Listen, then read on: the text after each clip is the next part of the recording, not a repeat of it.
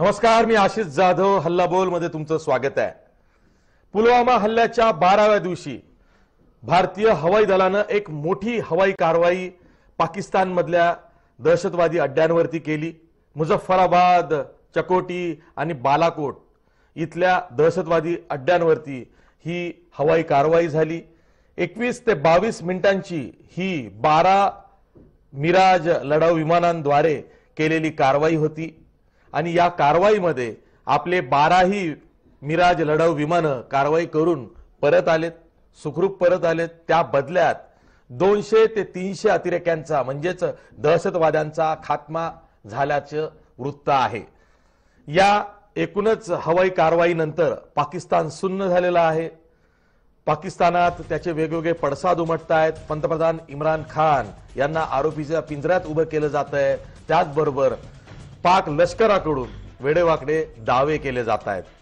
बालाकोट इथलं जे दहशतवादी तळ होतं, जे हिजबुल मुजाहिद्दीनचं सुद्धा आधी तळ होतं, जे आता जैश ए मोहम्मदचं मेन म्हणजे मुख्य तळ आहे, जिथं ब्रेन वॉशिंग करण्यापासून ते तरुणांना किंवा मुलांना शस्त्रास्त्र प्रशिक्षण देण्यापर्यंतचं सर्व काही या कॅम्पवरती केलं जातं। असा अद्ययावत असा हा कॅम्प आहे बालाकोटचा।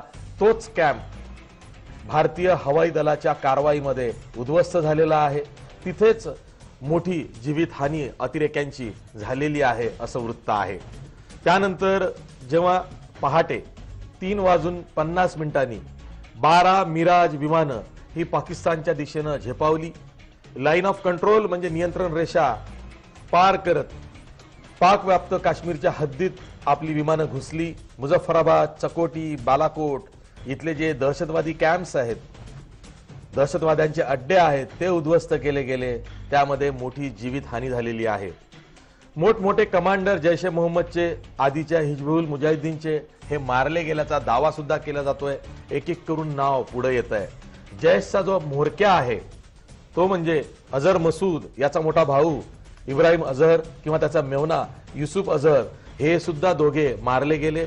त्याचबरोबर तालिबानच्या काळात अफगाणिस्तानमध्ये कार्यरत असलेले काही कमांडर्स सुद्धा या हवाई कारवाईत मारले गेलेले आहेत। एक खूप मोठी उपलब्धी, खूप मोठी कारवाई ही भारत सरकारनं, भारताच्या हवाई दलानं केलेली आहे।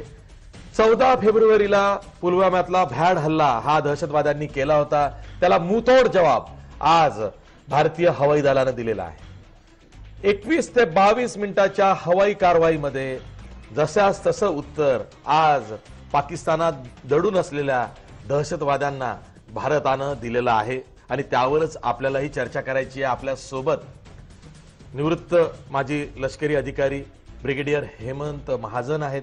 मी त्यांच्याशीच आधी चर्चा करणार आहे, पण त्याआधी भारतानं असे एअर स्ट्राइक्स म्हणजे हवाई कारवाई केली याबाबतची पत्रकार परिषद भारताचे परराष्ट्र सचिव विके गोयल यांनी घेतली। त्यांनी एक स्टेटमेंट रिलीज केलं, ते काय म्हणतायत आधी बघूया। Commanders and groups of jihadis who were being trained for Fidaian action were eliminated. This facility at Balakot was headed by Maulana Yusuf Azhar, alias Ustad Ghori, the brother-in-law of Masood Azhar, chief of the JEM. The government of India is firmly and resolutely committed to taking all necessary measures to fight the menace of terrorism.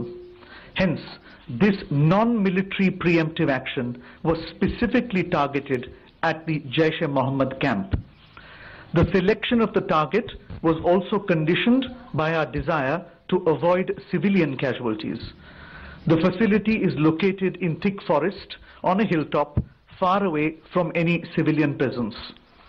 As the strike has taken place only a short while ago, we are awaiting further details.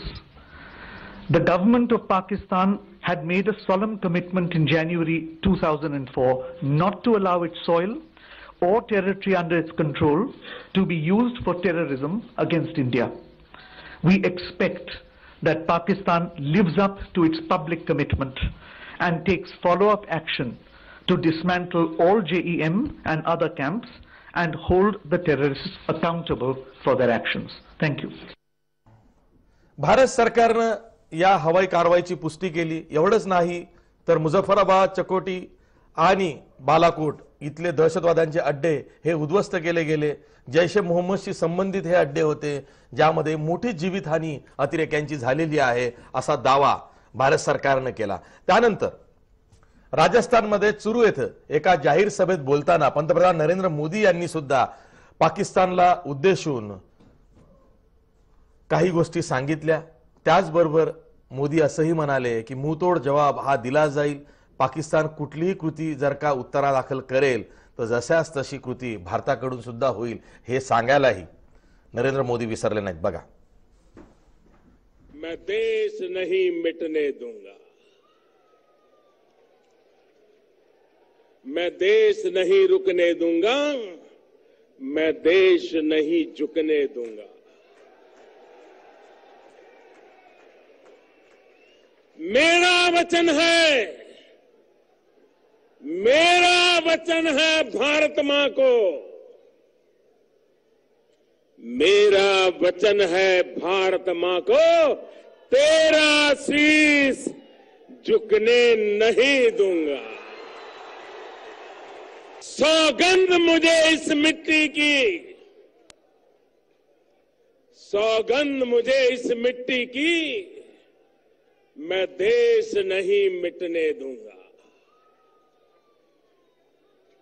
जाग रहा है देश मेरा, जाग रहा है देश मेरा, हर भारतवासी जीतेगा. जाग रहा है देश मेरा, हर भारतवासी जीतेगा. सौगंध मुझे इस मिट्टी की, मैं देश नहीं मिटने दूंगा. आपण चर्चा सुरू करतो आहोत. आपल्या सोबत पुण्याहून ब्रिगेडियर हेमंत महाजन आहेत. त्याचबरोबर आपल्या सोबत नागपूरहून निवृत्त एअर मार्शल प्रशांत खांडेकर आहेत. याशिवाय आपल्या स्टुडिओमध्ये आमचे इनपुट हेड विनोद राऊत सुद्धा आहेत. मी सुरुवातीला हेमंत महाजन यांच्याकडे जातो. ब्रिगेडियर हेमंत महाजन, जी वाट देशवासीय बघत होते, कारण देशवासियांची ही सार्वत्रिक भावना होती की मुंहतोड जवाब पाकिस्तानला दिला गेला पाहिजे. ज्या भाषेत दहशतवाद्यांना कळतं त्याच भाषेत उत्तर दिलं गेलं पाहिजे आणि तसं उत्तर दिलं गेलंय. ब्रिगेडियर हेमंत महाजन,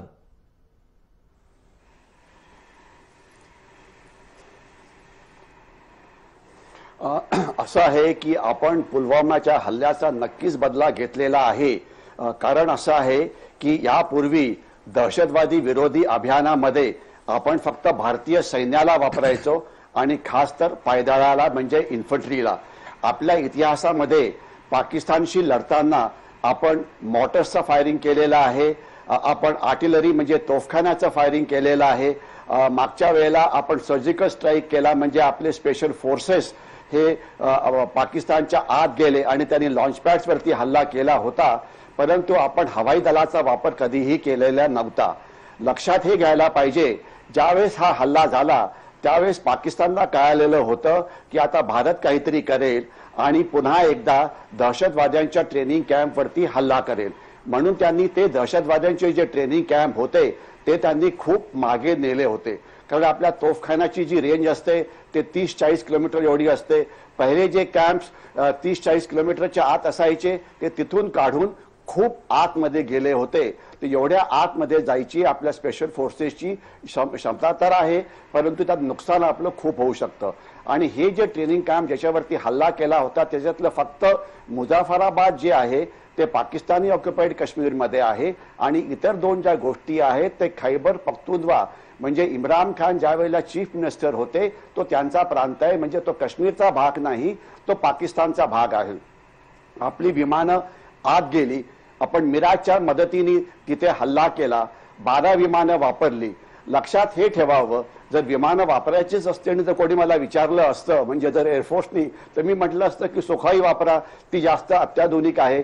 परंतु एअरफोर्सनी मला वाटतं मुद्दामच मिराज वापरली की जी थोडी कमी अत्याधुनिक आहे. म्हणजे एखाद्या वेळेस त्यांना मेसेज द्यायचा असेल पाकिस्तानला की आता जी आम्ही जी विमानं वापरली त्याच्यापेक्षा सुद्धा जास्त कार्यक्षम विमानं ही आमच्याकडे आहे आणि लक्षात ठेवा जर तुम्ही आत आला तर आम्ही या विमानांचा तुमच्यावर वापर करू शकतो.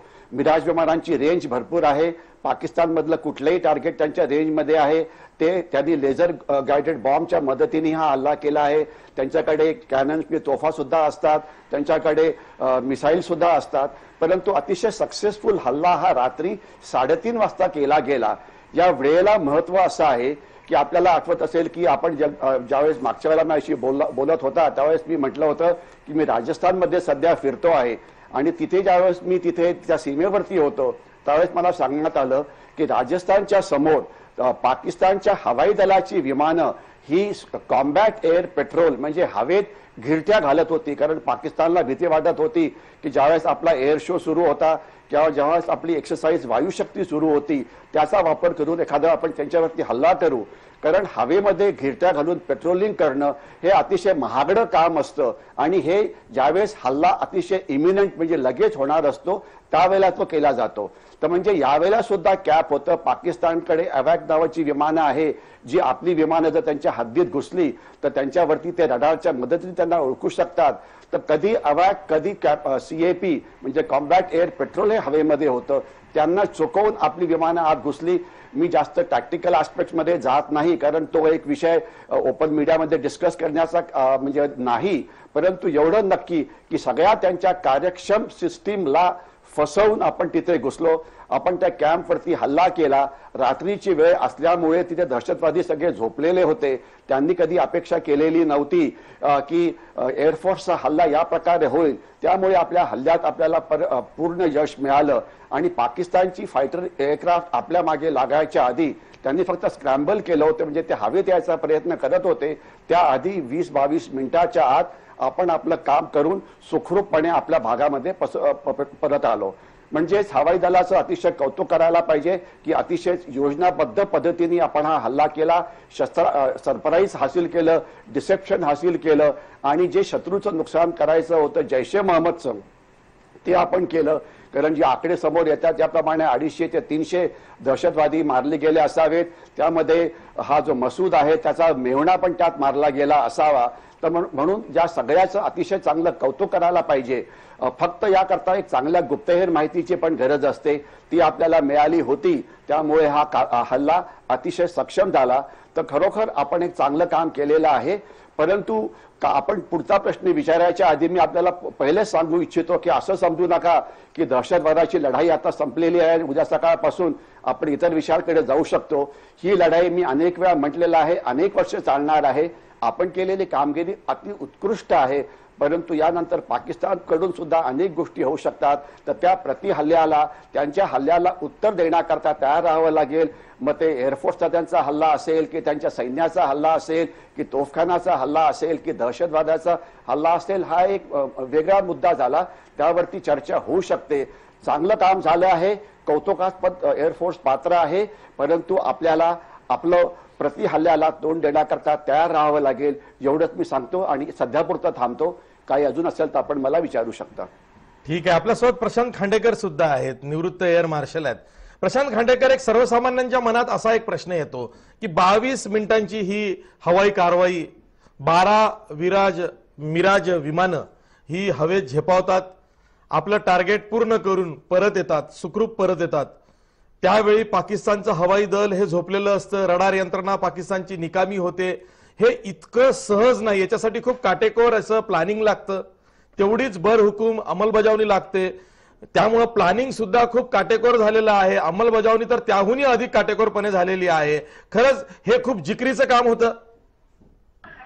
हो, काय असतं की आपलं एअरफोर्स, आर्मी आणि नेव्ही हे आपण जेव्हा शांतता असते, जेव्हा आपल्याला काही कुठे प्रॉब्लेम नसतात तेव्हा सुद्धा आम्ही रेग्युलर एक्सरसाइजेस करत असतो आणि आम्ही सिनेरिओ पेंट करतो की समजा असं झालं तर काय करायचं, समजा असं झालं तर काय करायचं. आणि आपल्या देश टेररिस्टमुळे बराच अफेक्ट झालेला आहे खूप वर्षापासून. तर त्यामुळे काय झालंय, आपल्याजवळ टार्गेट फोल्डर्स आणि इंटेलिजन्स इन्फॉर्मेशन ही आपण रेग्युलरली अपडेट करत असतो. म्हणून याला इंटेलिजन्स बेस्ड ऑपरेशन ही म्हणता येईल. कारण आपल्याला 2001 मध्ये जेव्हा पार्लमेंट अटॅक झाला तेव्हा आपल्याजवळ तेव्हाही हा प्रश्न आला होता की आपण अटॅक करायला पाहिजे. पण तेव्हा काय होतं की आपल्याजवळ न तेवढी केपेबिलिटी होती एअरफोर्सची, न तेवढं इंटेलिजन्स होतं की ज्याने आपल्याला एक्झॅक्ट कळावं कोणत्या जागी आपल्याला डिस्ट्रॉय. आणि टेररिस्ट कॅम्प्स हे खूप दिवसापासून ते आपल्या पश्चिमेच्या सीमे पलीकडेच ऑपरेट करत आहे माहिती होतं. आणि आपण काय केलं की आपलं इंटेलिजन्स गॅदरिंग फार चांगलं झालं आणि त्यामुळे आपल्याजवळ टार्गेट फोल्डर सगळे तयार असतात की कोणत्या लेवलवरती आपण ऑपरेशन्स करायचे, तर तेव्हा आपण कोणतं टार्गेट डिस्ट्रॉय करायचं आहे आणि त्याच्याकरता आपल्याला काय फोर्स लेवल पाहिजे. आणि असं प्लॅनिंग आपण करून शांततेमध्ये मी रेग्युलरली या सगळ्या एक्सरसाइज करतो, मॉक एक्सरसाइजेस. आणि त्याच्यामध्ये आपल्याला कळतं की आपण किती सक्सेस होतो. तर त्यावरनं आम्ही धडे शिकतो आणि जो एसओपी म्हणतात स्टँडर्ड ऑपरेशन त्यालाही आम्ही अपडेट करत असतो. तर आता काय झालंय की हा जो अटॅक केला तर याच्याकरता planning element is very important.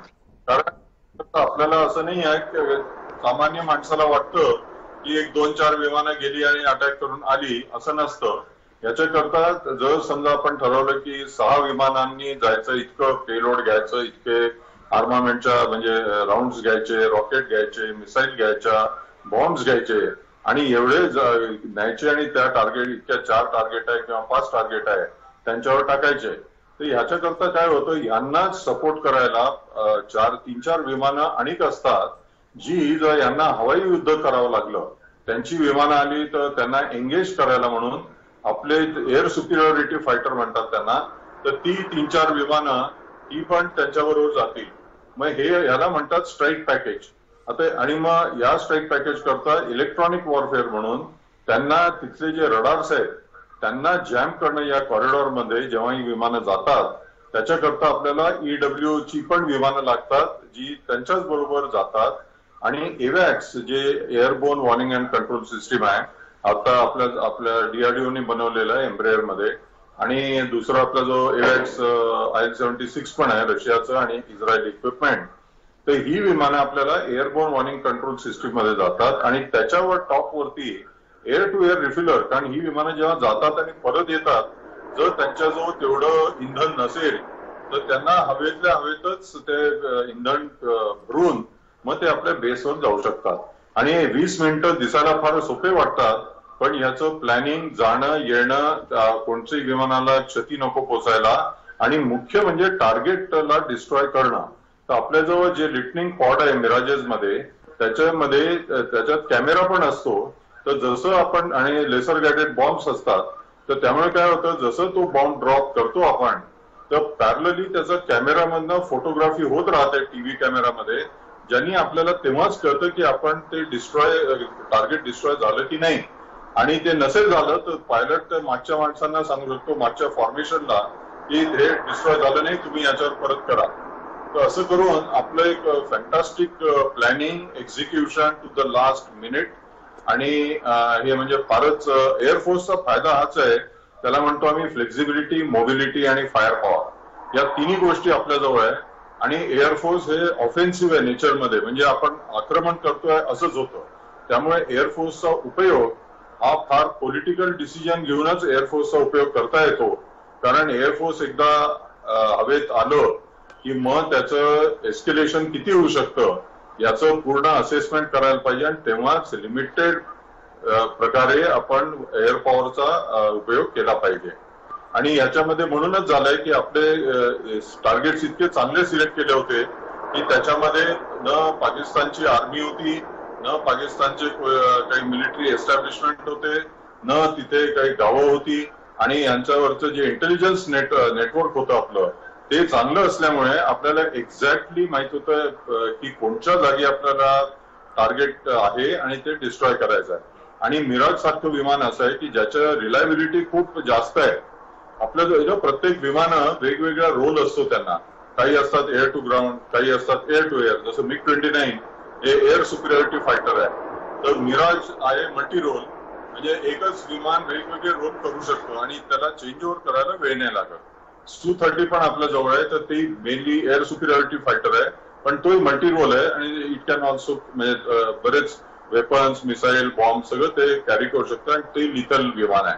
तर आपलं मिराजचा फायदा काय आहे, मिराजची सर्व्हिसेबिलिटी ही 100% असते जेव्हा आम्ही मेंटेनन्सचे लोक त्याला डिक्लेअर करतो सर्व्हिसेबल, आणि त्यात airframe, engine, armament, electrical, instrument, radio, radar, EW हे सगळे येतात. तर त्याच्यामध्ये मिराज विमानाने फारच चांगलं काम केलंय कारगिलमध्ये, आणि मिराज विमानाचं सध्या अजूनही म्हणजे इतके वर्ष झाल्यावरही त्याची रिलायबिलिटी आणि अवेलेबिलिटी ही खूप जास्त आहे. त्यामुळे आपण मिराज म्हणजे आपलं रामबाण समजायला काही हरकत नाही. आणि त्याचं जे आणि पायलटचे ट्रेनिंग, मेंटेनन्स, क्रू या सगळ्यांचं एक हे टीम वर्क असतं. आपल्याला दिसतं फक्त आपण डिस्ट्रॉय केलंय, पण हे सगळे लोक जेव्हा पूर्ण देश निष्ठेने काम करतात आणि जेव्हा त्यांना माहिती आहे की आपल्याला हेच काम आहे आणि आपली विमान तिथे जाऊन परत यायला पाहिजे, त्याच्याकरता जेवढी सेफ्टी वगैरे पाहिजे असते तर ती असताना आपले स्ट्राईक करतात. आणि याच्याकरता हे जे इंटेलिजन्स आहे हे फार मुख्य आहे, कारण शत्रू गाफील राहणं फार जरुरी आहे. सरप्राईज एलिमेंट हे फार मुख्य असतं. तर पुलवामावर जेव्हा आपल्याला अटॅक झाला तर त्यांना लगेच वाटलं असेल की आपण काहीतरी ऍक्शन करू, पण आपण ती केली नाही. कारण आपल्याला माहिती आहे की आपल्याला जर त्यांना धडा शिकवायचा आहे तर आपला वेळ, आपली जागा आणि केव्हा हे आपण ठरवणार. आणि म्हणून हा जो त्यांचं हे जे मिशन केलं इंडियन एअरफोर्सनी, हे म्हणजे फारच पुण्य, म्हणजे अगदी कॅलिबर, हाय कॅलिबर परफॉर्मन्स, प्रोफेशनल आणि सक्सेसफुल. अगदी बरोबर आहे. मी पुन्हा जातोय ब्रिगेडियर हेमंत महाजन यांच्याकडे. ब्रिगेडियर हेमंत महाजन, बालाकोट किंवा बालकोट हा जो ट्रेनिंग कॅम्पचा भाग आहे, तिथं जैसे मोहम्मदचा ट्रेनिंग कॅम्प आहे किंवा आधी हिजबुल मुजाहिदीनचं ते ट्रेनिंग कॅम्प होता, तो नष्ट केलाय, तो उद्ध्वस्त केलाय अशी माहिती आहे. या बालाकोट मधूनच जास्त कॅज्युअलिटीज झाल्या अशी माहिती आहे. म्हणजे जीवितहानी इथेच जास्त झाली आहे आणि तिथेच मग अझर मसूदचा मोठा भाऊ असेल किंवा त्याचा मेहुणा असेल, हे दोघेही ठार झाल्याचे किंवा अनेक असे तालिबानमध्ये सुद्धा सक्रिय असलेले जुने कमांडर्स ठार झाल्याची माहिती पुढे येते. बालाकोटची निवड ही पाकिस्तानसाठी सुद्धा सरप्राईज असेल?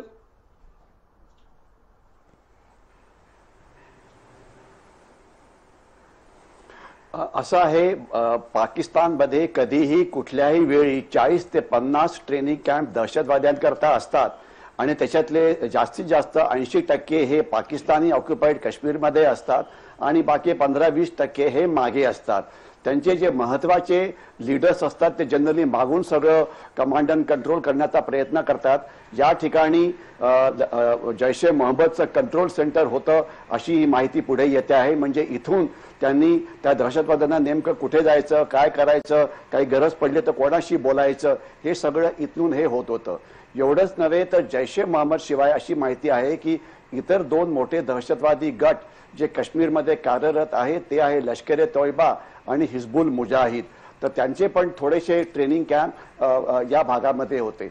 एका ट्रेनिंग कॅम्पमध्ये काय असतं तर एक तर राहण्याकरता जागा असते, दुसरं ट्रेनिंग करण्याकरता तुम्हाला तिथे ग्राउंड पाहिजे, पीटी करण्याकरता, फायरिंग करण्याकरता फायरिंग रेंज पाहिजे, व्यायाम करण्याकरता वेगवेगळ्या प्रकारची ऑब्स्टेकल्स पाहिजे. जशा प्रकारचे ऑब्स्टेकल्स तुम्हाला काश्मीरमध्ये येताना पार करावे लागतील ती, तर एक मोठा एरिया असतो. आणि ट्रेनिंग झाल्यानंतर हे सगळे ज्या त्यांच्या तिथल्या ज्या लोकल बिल्डिंग्स असतात, ज्याला काश्मीरी भाषांमध्ये ढोक म्हटलं जातं, म्हणजे तिथल्या लोकल मटेरियलनी बनवलेल्या बिल्डिंग्स की ज्यात सिमेंट कॉन्क्रीट नसतं परंतु दगड आणि माती याचा वापर करून ते केलं असतं, त्याच्यामध्ये ते राहतात. आणि कुठल्याही कॅम्पमध्ये असं मानलं जातं की कमीत कमी 100-200 तरी दहशतवादी एका कॅम्पमध्ये असतात. त्यामधले जो त्यांचा जो टीचिंग स्टाफ की त्याला आपण ट्रेनिंग स्टाफ म्हणायचा, जसं कुठल्या कॉलेज आणि शाळांमध्ये असतो तो 15-20चा असतो. इथे आलं की त्या दहशतवाद्यांना सर्वात पहिले रिक्रुटमेंट झाल्यानंतर त्यांना ट्रेनिंग दिलं जातं. त्यांचं मोटिवेशन म्हणजे त्यांचा मानसिक प्रभाव वाढवला जातो की त्यांना सांगितलं जातं की धर्माकरता तुम्ही हे करता आहात, जर तुम्ही उद्या मारला गेला तर तुम्ही स्वर्गात पोहोचाल आणि अक्षरशः शेकडो अप्सरा तुमची सेवा करतील. त्यानंतर त्यांना पैसे दिले जातात. त्याच्यानंतर ज्यावेळेस 6-7 महिन्यामध्ये हे ट्रेनिंग पूर्ण होतं त्यावेळेला त्यांना LOCच्या जवळ ज्याला लॉन्च पॅड म्हणतात किंवा अशा जागा जिथून ते लाईन ऑफ कंट्रोलमध्ये आपल्या डिफेन्सेसमध्ये ज्या गॅप्स असतात, ज्या फटी असतात, तिथून ते 8 ते 10च्या गटांमध्ये भारताच्या आत प्रवेश करण्याचा प्रयत्न करतात, तिथे असलेलं पाकिस्तानी सैन्य त्यांना कव्हरिंग फायर देऊन त्या भागात असलेल्या आपल्या सैन्याला आपली टेहाणी कमी करायला भाग पडतात. जनरली 95% दहशतवादी जे आहेत ते LOC वरतीच मारले जातात. एक 5% आत येण्यामध्ये थोडं यश मिळतं. आणि आपल्याला आठवत असेल की आज असं मानलं जातं की आज काश्मीर खोऱ्यामध्ये 250 ते 300 हे दहशतवादी आहेत, ज्यामधले 80% हे लोकल आहेत, म्हणजे काश्मीर खोऱ्यातले आहेत, आणि 15 ते 20% हे पाकिस्तानमधून आलेले किंवा अफगाणी किंवा इतर अशी आहेत.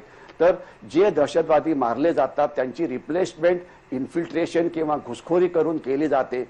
आणि जनरली पाकिस्तानचा जे लोकल काश्मीरी आहेत त्यांच्यावरती विश्वास नाही. अदरवाईज लोकली काश्मीरींचा जर दहशतवादी गट म्हटला तर तो खरं म्हणजे हिजबुल मुजाहिद आहे, परंतु त्याला पाकिस्तान फारसं भाव देत नाही, कारण काश्मीरींच्या लढण्याच्या क्षमतेवरती त्यांचा विश्वास नाही. म्हणून त्यांचे जे दोन मोठे ग्रुप्स ज्यांच्यावरती त्यांचा विश्वास आहे ते म्हणजे लष्कर-ए-तोयबा ज्यांनी 26/11चा हल्ला केला होता, किंवा जैश-ए-मोहम्मद. लष्कर-ए-तोयबाचा मुख्य हाफिज सईद आहे आणि जैश-ए-मोहम्मदचा मसूद, जसं आपण सांगितलेलं आहे. तर अशा प्रकारचे हे कारखाने हे पाकिस्तानमध्ये सुरू असतात आणि प्रत्येक वेगवेगळ्या लॉन्च पॅडवरती जिथे जागा मिळेल तिथे हे दहशतवादी घुसखोरी करण्याकरता तयार असतात.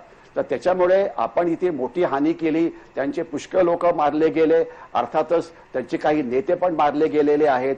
परंतु एक जरी मसूद मारला, जोपर्यंत मसूदला मारत नाही तोपर्यंत आपण ही कारवाई पूर्ण झालेली नाही. परंतु त्यानंतर त्याची जागा घेण्याकरता अजून लोक येतात. म्हणजे जोपर्यंत पाकिस्तानमध्ये उग्रवाद आहे, तालिबानायझेशन आहे, रॅडिकलायझेशन आहे, धर्मावरती विश्वास आहे, आणि जोपर्यंत त्यांना भारताला तोडण्याची इच्छा आहे तोपर्यंत ही दहशतवादाविरुद्धची लढाई ही चालूच राहणार आहे. परंतु हा हल्ला झाल्यानंतर पाकिस्तान काय करेल, तर मी थोडे पाकिस्तानी TV चॅनल्स बघत होतो, तिथे वेगवेगळे पाकिस्तानचे नेतृत्व काही ना काहीतरी विचार करत होतं. तर त्यावेळेला एक गोष्ट जी समोर येत होती की त्यांच्या एअरफोर्सनी हल्ला करावा का, तर त्यांचं एक मत असं होतं की जर आपलं एअरफोर्स आत गेलं तर हल्ला कोणावरती करणार, कारण काय भारतामध्ये काय दहशतवादी ट्रेनिंग कॅम्प नाही. तर त्यांनी भारताच्या मिलिटरी टार्गेट्सवरती जर हल्ला केला तर ते एक युद्ध सुरू होईल, आणि जर ते युद्ध सुरू झालं तर त्याची व्याप्ती ही आपण कुठेपर्यंत पण घेऊन जाऊ शकतो. त्यामुळे पाकिस्ताननी एअरफोर्स वापरण्याची शक्यता, पाकिस्ताननी सैन्य वापरण्याची शक्यता ही पुष्कळ कमी आहे. होणार नाही असं कोणीच सांगू शकत नाही, कारण आज 50% पाकिस्तानी सैन्य हे दहशतवादी विरोधी अभियान करण्याकरता वझिरिस्तान, बलुचिस्तान, जो अफगाणिस्तान जवळचा भाग आहे तिथे गुंतलेला आहे. आणि भारत-पाकिस्तान सीमेवरती जिथे पहिले 85% पाकिस्तानी सैन्य असायचं तिथे असलेल्या सैन्याची क्षमता ही फार कमी आहे. आणि नेमकं याच वेळेला पाकिस्ताननी एक मोठा मूर्खपणा केला, तो म्हणजे जसा त्यांनी भारतावरती हल्ला केला, आपले 40 जवान शहीद झाले, नेमके त्याच वेळेला त्यांनी इराणमध्ये 3 हल्ले इराणी सैन्यावरती केले. कारण सौदी अरेबियाचे जे प्रिन्स आहेत ते पाकिस्तानच्या व्हिजिटला येत होते. सौदी अरेबिया सुन्नी देश आहे आणि इराण जो आहे तो शिया आहे. त्यांचं वैर जगजाहीर आहे. पाकिस्तानला सौदीकडनं मदत पाहिजे होती म्हणून त्यांनी इराणी सैन्यावरती हल्ला केला. आणि अशी बातमी पेपरमध्येच आलेली आहे पाकिस्तानच्या की त्यानंतर पाकिस्तानच्या सैन्यावरती एक हल्ला झाला ज्यामध्ये 10 पाकिस्तानचे सैनिक मारले गेले. तर ते इराण्यांनी मारले की भारतीयांनी मारले की अफगाणिस्ताननी मारले हे तुम्ही शोधा, तुमच्या रिसर्च टीमला ते काम द्या. परंतु नेमकं याच वेळेला त्यांचं अफगाणिस्तानमध्ये सुद्धा फायरिंग सुरू आहे. तर त्याच्यामुळे आपल्याला इराण आणि अफगाणिस्तान यांना बरोबर घेऊन पाकिस्तानला मागच्या बाजूनी आपल्याला पाकिस्तानवरती हल्ला करता येईल. आणि जैश-ए-मोहम्मदच्या चीफला मारायचं असेल तर त्या तिकडे एअरफोर्सच्या पर्यायाशिवाय आपण हे काम वेगवेगळे दहशतवादी गट जे काम करतात त्यांनाच हे देऊ शकतो. त्याला आपण कोवर्ट ऑपरेशन म्हटलं जातं.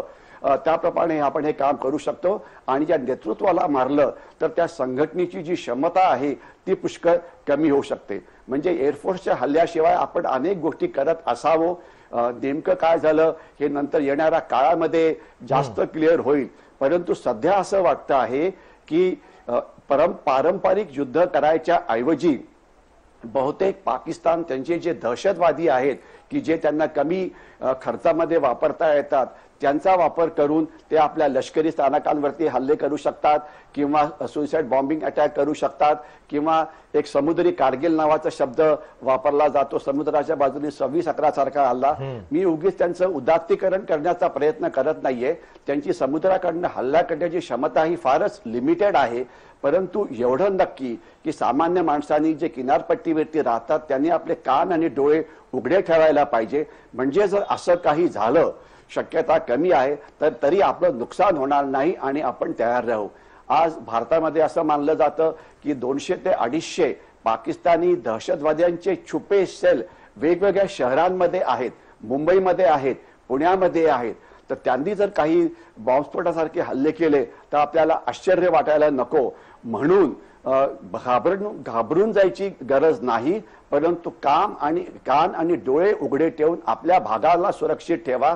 ज्यामुळे काही जर प्रतिहल्ला झाला तर त्याला आपण विनाकारण बळी पडणार नाही. हे मला वाटतं सर्वात महत्वाचं आहे आणि तेच आपल्या समोर असलेलं सर्वात मोठं आव्हान आहे. कारण पाकिस्तानी सैन्याने हल्ला केला किंवा पाकिस्तानी हवाई दलाने हल्ला केला तर त्याला उत्तर देण्याकरता आपली सैन्य दल सक्षम आहे. परंतु ज्या वेळेला दहशतवादी हल्ला होतो त्यामध्ये फर्स्ट रिस्पॉन्डंट एक सामान्य नागरिक असतो आणि ती गुप्तहेर माहिती कधीही वेळेवरती मिळू शकत नाही. म्हणून अशा प्रकारच्या दहशतवादी हल्ल्यांना आपली तयारी असावी, मानसिक आणि फिजिकल सुद्धा. अगदी बरोबर आहे.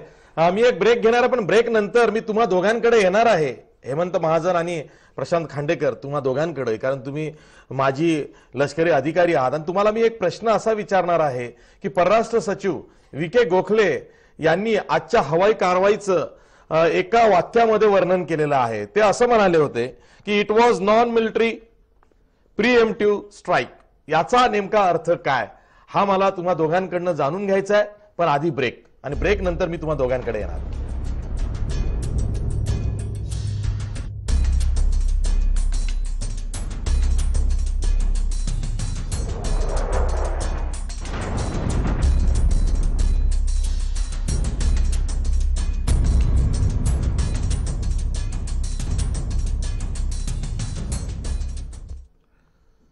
ब्रेक नंतर पुन्हा तुमचं स्वागत. तुम्ही बघताय हल्लाबोल आणि खरंच भारतीय हवाई दलानं दहशतवाद्यांच्या विरोधात हल्लाबोल केलेला आहे आणि त्यावरच आपण चर्चा करतो आहोत. मी पुन्हा जातोय ब्रिगेडियर हेमंत महाजन यांच्याकडे.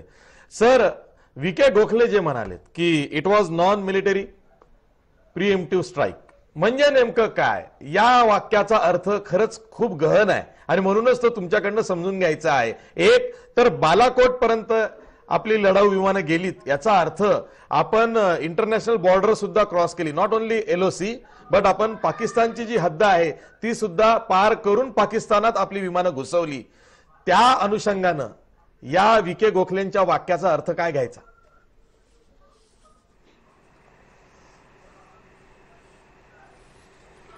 ज्यावेळेस डिप्लोमॅटिकली कुठलंही स्टेटमेंट दिलं जातं तर त्याकडे सगळं जग बघत असतं. म्हणून ते शब्दाचा जो वापर असतो ते अतिशय ॲक्युरेटली म्हणजे काही चूक न करता करतात. त्यांनी 2 शब्द त्यात वापरलेले आहे की प्रीएम्प्टिव्ह आणि नॉन मिलिटरी. नॉन मिलिटरीचा याच्यामध्ये अर्थ असा होतो की आपण पाकिस्तानी सैन्यावरती हल्ला केलेला नाही, पाकिस्तानचे जे इकॉनॉमिक टार्गेट्स आहेत त्याच्यावरती हल्ला केलेला नाही. हा हल्ला आपण दहशतवादी ट्रेनिंग कॅम्पवरती केला आहे ज्याचा पाकिस्तान क्लेम करते की पाकिस्तानी सैन्याशी त्यांचा काही संबंध नाही. म्हणजे हा हल्ला पाकिस्तानी सैन्यावरती नव्हता, इकॉनॉमिक टार्गेट्सवरती नव्हता, दहशतवादी ट्रेनिंग कॅम्पवरती होता. म्हणून त्यांनी त्याला नॉन मिलिटरी असं म्हटलेलं आहे. आणि जोपर्यंत प्रीएम्प्टिव्ह याचा अर्थ असा होतो की जी युद्धकला हवाई दल वापरतं त्याच्यामध्ये एक शब्द आहे प्रीएम्प्टिव्ह म्हणजे युद्धाची सुरुवात, युद्ध केव्हा सुरू करायचं हे आपल्यावरती असतं आणि शत्रूने आपल्यावरती हल्ला करून युद्ध सुरू करायच्या आधी ते आपणच पहिले हल्ला करतो.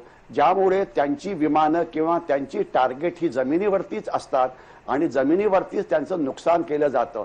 प्रीएम्प्टिव्ह स्ट्राईक हे अरब इस्रायली वॉर जी वेगवेगळी झाली त्यामध्ये इस्रायलनी त्याला अतिशय मोठी प्रसिद्धी दिली होती आणि त्यांच्या एअरफोर्सनी बहुतेक वेळा इजिप्त किंवा जे अरेबियन एअरफोर्सेस होती त्यांना जमिनीवरतीच डिस्ट्रॉय करण्यात आलं. म्हणजे ती कधी हवेत येऊन इस्रायलच्या एअरफोर्सशी लढू शकली नाही. तर म्हणजे युद्ध इस्रायलने सुरू केलं आणि त्यांना विमानांचं काम असतं हवेत उडणं, पण जर ती जमिनीवरती जर ती डिस्ट्रॉय झाली तर विमानांचा आपण पुरेपूर वापर केलेला नाही. याला प्रिएम्प्टिव्ह म्हणता येईल. या आजच्या परिस्थितीमध्ये नेमकं असं झालेलं आहे की अशी बातमी आहे की या ट्रेनिंग कॅम्पमध्ये अनेक दहशतवादी, याला सुसाईड बॉम्बर्स म्हणायचं, आत्मघातकी हमले तयार करण्याकरता यांना ट्रेनिंग दिलं जात होतं.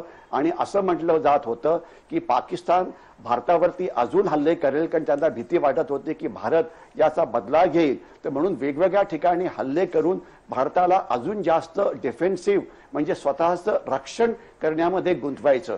कारण स्वतःचं रक्षण करायचं म्हटलं तर त्यामध्ये आपला इतका वेळ जातो, इतके रिसोर्सेस जातात, आणि स्वतःचं रक्षण करणं हे म्हणजे एक जी मिलिटरी टॅक्टिक्स आहे हा एक फारसा चांगला टॅक्टिक्स नाही, फारसा चांगले डावपेच नाही.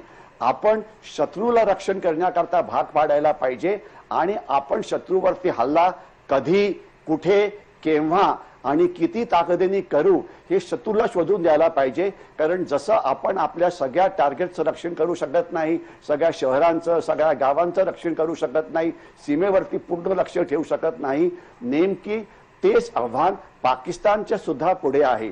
तर त्याच्यामुळे पाकिस्तानच्या दहशतवादी गटांनी भारतावरती कुठलाही सुसाईड अटॅक करण्याच्या आधी ते ज्या वेळेला ट्रेनिंग करत होते त्यावेळेला त्यांच्यावरती हल्ला करून त्यांना मारण्यात आलं. म्हणून याला प्रिएम्प्टिव्ह स्ट्राईक असं नाव दिलेलं आहे.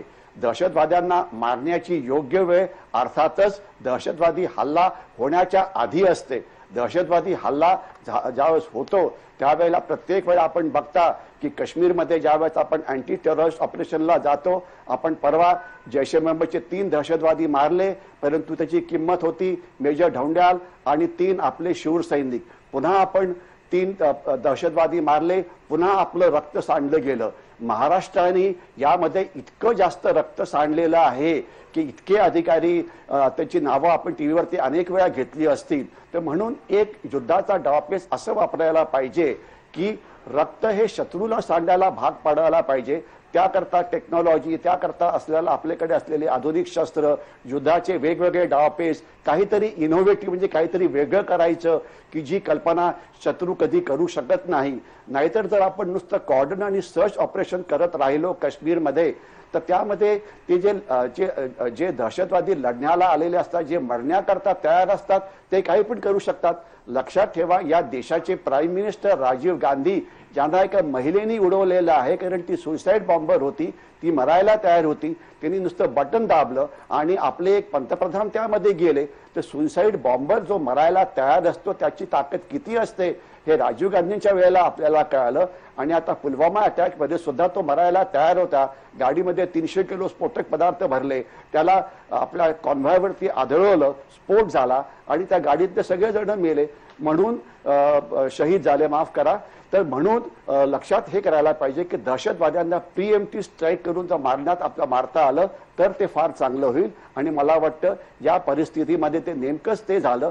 पण दुर्दैवाने होतं काय की ज्याला गुप्तहेर माहिती म्हणायचं किंवा ज्याला इंग्लिशमध्ये म्हटलं जातं ॲक्शनेबल इंटेलिजन्स, की नेमकी माहिती कधी, कुठे, कुठल्या ठिकाणी किती दहशतवादी अवेलेबल आहेत ही जर तुम्हाला माहिती मिळाली आणि तुमच्याकडे जर शस्त्रांची क्षमता असेल त्या ठिकाणी प्रतिहल्ला करायची तर आपल्याला फार फायदा होऊ शकतो. दुर्दैवाने आता कॅम्प खूप मागे गेलेले आहेत. त्याच्यामुळे आपल्याला लांब पल्ल्याची जी शस्त्र आपल्याकडे आहेत, म्हणजे एअरफोर्स आहे, गनशिप्स आहेत आपल्याकडे, याशिवाय आपल्याकडे वेगवेगळ्या प्रकारची मिसाईल्स आहेत, अशा प्रकारचा वापर आपण एखाद्या वेळ येणाऱ्या काळामध्ये करून पुन्हा एकदा प्रिएम्प्टिव्ह स्ट्राईक हा करू शकतो. मी जातोय बंगलोरला. आपल्यासोबत निवृत्त एअर मार्शल प्रशांत खांडेकर सुद्धा आहेत. प्रशांत खांडेकरजी, प्रश्न तोच आहे की आपली विमानं, लढाऊ विमानं 12 मिराज 2000 ही लढाऊ विमानं इंटरनॅशनल बॉर्डर क्रॉस करून अगदी खैबर पख्तुनवा पर्यंत गेली, म्हणजे बालाकोट पर्यंत गेली. हा एक मेसेज आपण दिलेला आहे ISI ला, पाकिस्तानला, पाकिस्तान लष्कराला की आमचं सामर्थ्य इतकं आहे की आम्ही अगदी अफगाणिस्तानच्या सीमेपर्यंत सुद्धा जाऊ शकतो आणि तिथेच जाऊन दहशतवाद्यांची जी तळी आहे ती आम्ही उद्ध्वस्त करू शकतो. हा मेसेजच इतका मोठा आहे आणि म्हणूनच आज पाकिस्तानमध्ये अक्षरशः सुन्न वातावरण आहे. इम्रान खान असतील, त्यांना आरोपीच्या पिंजऱ्यात उभं केलं जात आहे की भारताविरोधात काहीतरी कृती करा, पण ती करणं इतकं सोपं नाही, कारण आधीच भारतानं सुद्धा तशी तयारी केलेली आहे. जेव्हा एवढी मोठी हवाई कारवाई भारताकडनं होत असेल तेव्हा भारताला सुद्धा हे माहिती आहे की रिटालिएशन हे पाकिस्तानकडनं कधीही होऊ शकतं. त्यामुळे आपण तेवढे सतर्क आहोत. पण आधी जो मेसेज गेलेला आहे, खैबर पख्तूनवापर्यंत आपली लढाऊ विमानं गेलेली आहे त्याविषयी, आणि नंतर रिटालिएशनच्या बाबतीत पाकिस्तानकडनं नेमकं काय होऊ शकतं आणि आपल्याकडं किती सामर्थ्य आहे की ते आपण सहज परतवून लावू शकू. असं आहे, आपण पहिल्यांदा इंटरनॅशनल बॉर्डर क्रॉस केली आहे टेररिझम करता, आणि आपलं ध्येय काय होतं, अँटी टेररिस्ट कॅम्प्स जेवढे आहेत त्यांना डिस्ट्रॉय करायचं. आपण कोणत्याच देशाच्या अगेन्स्ट नाही आहे. आपले सगळे जण तसं आपली जी इंडिया फॉरेन पॉलिसी आहे ही आहे पीस लव्हिंग, आणि आपण कोणाच्या इंटरफिअर करत नाही दुसऱ्या देशामध्ये. ही आपली बेसिक फिलॉसॉफी आहे राईट फ्रॉम बुद्धा, म्हणजे भगवान बुद्धापासून. पण ह्यात काय झालंय की आपण जेव्हा बॉर्डर क्रॉस केली आहे ते ह्याच्याकरता पूर्ण जगाचं जे मत आहे ते आपल्या बरोबर आहे. कारण सगळ्यांना माहितीये की आपण जे काम करतोय त्यात आपल्याला पाकिस्तानच्या गव्हर्नमेंटला, एस्टॅब्लिशमेंटला, इंडस्ट्रीला, त्यांच्या कम्युनिकेशन नेटवर्क्सना, शिपिंग इंडस्ट्री यांना कुणालाच आपल्याला त्यांना रेल्वे रूट्स, रस्ते, त्यांच्या ज्या इंडस्ट्रीज केमिकल किंवा ज्या काही असतील याला आपण काहीही करत नाही. आपण फक्त त्या टेररिस्टच्या मागे लागलोय, आणि हा आपला जो निर्धार आहे आपण पुष्कळ त्याची किंमत मोजली आहे. आणि त्यामुळे पूर्ण जग आपल्या बरोबर आहे की जेव्हा तुम्ही सेल्फ डिफेन्स करता, कारण आता हा जो अटॅक झाला आपल्यावर जे होत आले, तर तेव्हा आपण म्हणजे आपलं हे आपल्याला अधिकार आहे की आपण आपल्या देशाकरता आपल्याला जे लोक त्रास देतात त्यांना आपण काढून टाकायला पाहिजे. आणि हा जो अटॅक केला आपण, तर ह्याच्यामध्ये LOC आणि म्हणजे आपण 80 ते 100 किलोमीटर आत गेलोय, तर म्हणजे लाईन ऑफ कंट्रोल पासनं. तर हेच एक इंडेक्स, हेच एक म्हणजे इट इज अन इंडेक्स की आपलं परफेक्शन किती होतं की आपण त्यांना गाफील ठेवलं आणि आपण इंटरनॅशनल बॉर्डर क्रॉस केली. पण याचा अर्थ हा नाही की आपण असं दरवेळेस करू, कारण इंटरनॅशनल बॉर्डर क्रॉस करायला तुम्हाला असं कारण पाहिजे की ज्याच्यामुळे तुम्हाला काही दुसरा उपाय नाही, आणि इंडियन एअरफोर्सची विमानं त्यांना पाठवावं लागेल इंटरनॅशनल बॉर्डर क्रॉस करून. कारण आम्ही पहिलेच म्हटलं, इंडियन एअरफोर्स किंवा एनी एअरफोर्स हे ऑफेन्सिव्ह नेचर आहे. त्याच्यामध्ये तुम्ही हे सांगू, म्हणून कारगिल ऑपरेशन्स मध्ये सुद्धा हा प्रश्न आला होता की विमानं केव्हा वापरायची आणि मिराज केव्हा वापरायचं. तर त्याच्यामध्ये हेच झालं की तेव्हा मला असं म्हणजे कळलं होतं की मिराज विमान आपलं आहे, रामबाण आहे आपला, याच्या पुढे कोणतेही वज्रास्त्र म्हणजे याच्याहून आपल्याजवळ आणि काही नव्हतं तेव्हा. तर समजा चुकून, कारण युद्धामध्ये काय फॉग ऑफ वॉर असतं, कोणाची मिसाईल कोणाला लागते, कोणाचं रॉकेट लागतं, काय होतं कळत नाही. आणि जर आपलं एखादं मिराज विमान पडलं असतं तेव्हा तर आपण ऍक्शन काय करायची, कारण आपले मिराज बद्दल आपल्याला अभिमान आहे की आमच्याजवळ बेस्ट विमान आहे जे शत्रूच्या कुठे जाऊन काही करू शकतो. तर हा एक पॉइंट असतो की आपलं समजा कोणतं विमान समजा अटॅक मध्ये समजा शत्रूच्या मिसाईलने पाडलं तर आपण पुढे काय करणार. म्हणून इंडियन एअरफोर्स जेव्हा ऍक्शन मध्ये येतं तेव्हा ते ऑफेन्सिव्ह असतं आणि त्याचे परिणाम आंतरराष्ट्रीय घडामोडींवर होऊ शकतात. म्हणून आपण फार विचार करून एअर पॉवर वापरतो. आता यामुळे पाकिस्तान काय करेल, तर प्रश्न असा आहे की आपण पाकिस्तानला कुठेच जखम दिली नाही आहे. आपण त्या टेररिस्ट कॅम्प्स होते त्यांना उडवलंय, आणि त्याच्यात आर्मीचे लोक किंवा ISIचे लोक असले तर जर त्यांनी हे ऍक्सेप्ट केलं तर याचा अर्थ ते त्यांना सपोर्ट करतात आहे. आणि मुशर्रफ तेव्हाच म्हणाला होता की आमची जमीन आम्ही टेररिस्ट किंवा उग्रवाद्यांकरता वापरू देणार नाही. तर यांनी पाकिस्तानची पोझिशन आपल्या इंटरनॅशनल कम्युनिटीमध्ये आणि खाली जाईल आहे. तर याच्यामध्ये आणि वॉर करू नाही शकत ते, कारण त्यांची एक पोझिशन नाही आहे. ब्रिगेडियर महाजनांनी जसं सांगितलं त्यांची सगळी आर्मी जी आहे किंवा जवान हे सगळे लागले त्यांच्या पश्चिमेकडच्या सीमेवर, तर त्यांना हे करणं फार कठीण आहे. तर ते फक्त प्रॉक्सी वॉर जे म्हणतो आपण, ब्लीडिंग बाय 1000 कट्स, आणि सिंगल वुल्फ अटॅक म्हणजे काय, एखादा टेररिस्ट असाच त्याला काहीतरी ते सांगतात की तू जा, तुला जन्नत मिळेल आणि हे आणि ते, आणि त्यांनी ते तो म्हणजे मरायला तयार जेव्हा असतात तेव्हा तुम्ही त्यांना काही थांबवू नाही शकत. पण हेच होऊ शकतं, याच्याहून जास्त होण्याचे चान्सेस कमी आहे. कारण टॅक्टिकल न्यूक्लिअर वेपन सुद्धा काय आहे, त्यांचा उपयोग फार लिमिटेड एरियात असतो. आणि आपण परत मी सांगेन, आपण पाकिस्तानवर अटॅक केला नाहीच आहे, आपण त्या टेररिस्ट कॅम्प्सना अटॅक केलाय. त्यामुळे पाकिस्तान हे नाही म्हणू शकत की आम्ही अटॅक केलाय पाकिस्तानवर म्हणून ते रिटॅलिएट करते. तर हे जे पॉलिटिकल स्टेटमेंट पाकिस्तान लिडरशिप देते आहे ते त्यांना द्यावी लागेल त्यांच्या लोकल कन्झम्पशन करता, की आम्ही असे चुप्प नाही बसणार. पण याचा अर्थ हा नाही की आपण गाफील राहायला पाहिजे, कारण आता आपल्याला सगळीकडे चौकस राहायला पाहिजे. आपल्या बॉर्डरवरती सुद्धा तुम्ही पाहिलं असेल, आपल्या रीडर्सनी किंवा ऑडियन्सनी पाहिलं असेल की बऱ्याच साऱ्या बॉर्डर्स आपण पाठवले आहेत काश्मीरमध्ये, आणि सगळी बॉर्डरला बीफअप केलाय. आणि त्यामुळे आपण आपल्याच दृष्टीने आपण सगळ्या त्या स्टेप्स घेतोय की ज्यांनी जर पाकिस्ताननी काही विचार केला तर आपण त्याचं प्रत्युत्तर चांगलं जोरदार देऊ, याची गॅरंटी आहे. तर त्यामुळे आपण असं करणार नाही, कारण आपण ऑफ पराक्रम मध्ये सुद्धा आपण अगदी शेवटपर्यंत पोहोचलो होतो की वॉर होणार की नाही, पण आपण ते वॉर केलं नाही.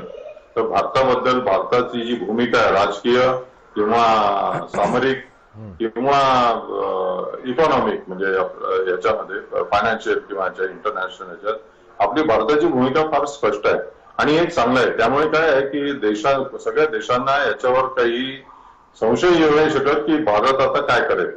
कारण भारताचं सगळं जे आहे ते अगदी मेजर्ड, व्हेरी मॅच्युअर डेमोक्रेसी, ज्याच्यामध्ये पॉलिटिकल लिडरशिप ते ठरवतात आपण करायचं काय.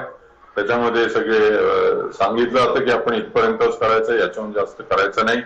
आणि मग त्याप्रमाणे मिलिटरी, आर्मी, नेव्ही आणि एअरफोर्स आम्ही तिघही त्याप्रमाणे आम्ही आमचे प्लॅन्स करतो आणि ते एक्झिक्यूट करतो. अगदी बरोबर.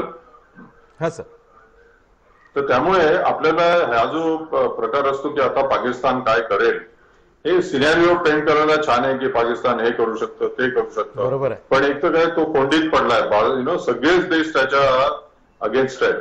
तर त्यामुळे पाकिस्तानला काही करणं म्हणजे ते त्यांनीच आपल्याच पायावर कुऱ्हाड मारण्यासारखं आहे. तर मला नाही वाटत की पाकिस्तान काही करेल. हे छोटमोठ आपल्या त्या बॉर्डरवरती ज्या स्कर्मिशेस होतात, त्या छोट्या मोठ्या लढाया, त्या चकमकी त्या चालूच राहतात आणि त्या चालू राहतात. बऱ्याचदा ते त्यांच्या जवानांना फिट ठेवायला आणि त्यांना थोडं मोटिवेट करायला म्हणून ते करत असतील. त्यांना माहिती आहे की याच्या पुढे काही होऊ नाही शकत. तर आपलं म्हणजे न्यूक्लिअर, आणि दोन्ही देश न्यूक्लिअर असल्यामुळे आपल्याला एक हेही समजायला पाहिजे की इंडिया काय, भारत काय आणि पाकिस्तान काय. आपले थ्रेशोल्ड असतात की जसं न्यूक्लिअर जरी असलो आपण तरी न्यूक्लिअर कधी आपण वापरणारच नाही, कोणीच नाही वापरणार पूर्ण जगात. तर त्याचा फायदा काय असतो की तुम्ही तो थ्रेशोल्ड किंवा ती जी तुमची पातळी आहे की ज्यांनी आम्हाला वाटेल की आम्ही न्यूक्लिअर बॉम्ब वापरावा, ही पातळी कोणतेच देश तिथपर्यंत पोहोचत नाही. तर आपणही असं काहीच नाही करणार आणि पाकिस्तानही असं काही नाही करणार की ज्यांनी आपण म्हणू की आता न्यूक्लिअर बॉम्ब शिवाय आपल्याजवळ काहीही उपाय नाही. तर त्यामुळे भारताने असे काढलेले सिनेरिओ की ज्याच्यामध्ये पाकिस्तानला असं वाटेल की आपल्याला यांनी इतकं खाली पाडलंय, इतके आपली जमीन गेली आहे, तर मग आता आपण न्यूक्लिअर वापरलं पाहिजे. किंवा तसंच पाकिस्तानकडने जर काही अटॅक, पाकिस्तानने काही आपल्या याच्यावर अटॅक केलं तर आपणही असं म्हणू की आमचं जर तुम्ही डिस्ट्रॉय केलं टार्गेट, तर आम्हाला काही दुसरा उपाय नाही, पण आम्ही न्यूक्लिअर वापरू. पण ते न्यूक्लिअर म्हणजे फक्त डिस्कशन आणि सगळे जे तज्ञ लोक असतात ते एक सिनेरिओ पेंट करायला हरकत नसते. पण प्रॅक्टिकली स्पीकिंग याच्याहून ते काही म्हणजे असं मोठी कोणती गोष्ट करणं कठीण आहे. पण आपल्या देशातच जेवढं त्यांचे टेररिस्ट नेटवर्क किंवा त्यांना जे सिम्पथायझर असतात, त्यांची सहानुभूती करणारे ते लोक जर त्यांनी इकडे तिकडे काही केलं तर ते होऊ शकतं. आणि त्यामुळे पूर्ण भारताचा आपली इंटरनल सिक्युरिटी पण खूप महत्वाची आहे, ती पण ती फार महत्वाची आहे. आणि भारतामध्ये आपल्या नागरिकांमध्ये तशी डिफेन्स सर्व्हिस बद्दल किंवा हे जी सिक्युरिटीचं जे अवेअरनेस असते सुरक्षेची स्वतःच्या आणि इतरांच्या, ही जरा कमी झाली आहे. पूर्वीच्या काळी एक पोलीस त्या 100 लोकांच्या घराचं सगळं माहित राहायचं, त्याला माहित राहायचं कोणी बाहेर आला का. आता ती सिच्युएशन नाही आहे. तर म्हणून प्रत्येक नागरिकालाच ते पाहावं लागेल कुणाची संशयित काही भूमिका आहे आणि लगेच पोलीस किंवा कुणाला तरी सांगायला पाहिजे की मला याच्याबद्दल संशय वाटतो. कारण हे लोक जे येतात ते अशाच जागी जातात जिथे लोक पाहती नाही कोण येत आहे कोण जात आहे, थोडे दिवस राहतात आणि जसं ब्रिगेडियर महाजनांनी सांगितलं की स्लीपर सेल्स असतात, तर हे सेल्स असतात सगळ्या, म्हणजे हे तर इंटेलिजन्स जे नेटवर्क आहे फिफ्थ इस्टेट म्हणतात त्याच्यामध्ये हे सगळं चालतंच.